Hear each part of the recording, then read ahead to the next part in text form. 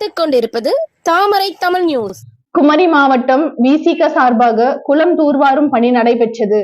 விடுதலை சிறுத்தைகள் கட்சியின் தலைவரும் சிதம்பரம் நாடாளுமன்ற உறுப்பினருமான எழுச்சி தமிழர் முனைவர் தொல் திருமாவளவன் அவர்களின் 62வது பிறந்த நாள் நிகழ்ச்சி ஆகஸ்ட் 17ஆம் தேதி நடைபெற்றது.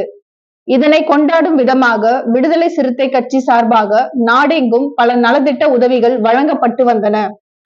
அதன் ஒரு பகுதியாக கன்னியாகுமரி மையம் மாவட்டம் சார்பாகவும் 10 தினங்களுக்கு முன்பாகவே தொடர்ந்து ஏழை எளியவர்களுக்கு உணவு வழங்குதல், இரத்த தானம் வழங்குதல் போன்ற பல நிகழ்ச்சிகள் முன்னெடுத்து நடத்தி வந்தனர்.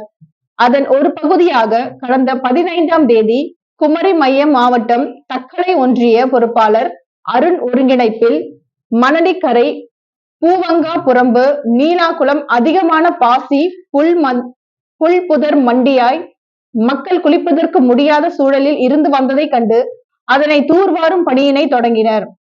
விசிகாவினர் பலர் குளத்தில் இறங்கி அழுகிய நிலையில் உள்ள பாசி, புல், செடி கொடிகளை கயிறு கட்டி அதன் மூலம் கரையோரம் இழுத்து கொண்டு வந்து பின்னர் அதனை ஜேசிபி எந்திரம் மூலம் வாரி டெம்போ மூலம் அப்புறப்படுத்தும் பணியினை கடந்த 15ஆம் தேதி தொடங்கி இன்று முழுவதுமாக சுத்தம் செய்து முடித்தனர்.